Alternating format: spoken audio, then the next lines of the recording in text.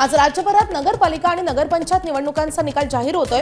यावर अजित पवारांच्या राष्ट्रवादीचे प्रदेशाध्यक्ष सुनील तटकरेंनी प्रतिक्रिया दिली आहे। आमच्या बाजूने निकाल लागणार असून रायगड जिल्ह्यात सुद्धा आम्हाला निर्विवादपणे यश मिळणार, तसंच जिथे भाजपसोबत युती झाली त्या नगरपालिकेवर आमचा विजय होईल असा विश्वास तटकरेंनी व्यक्त केला आहे।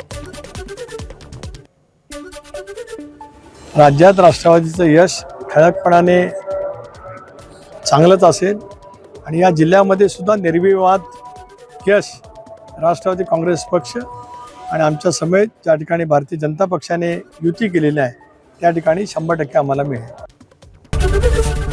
एबीपी माझा, उघडा डोळे बघा नीट।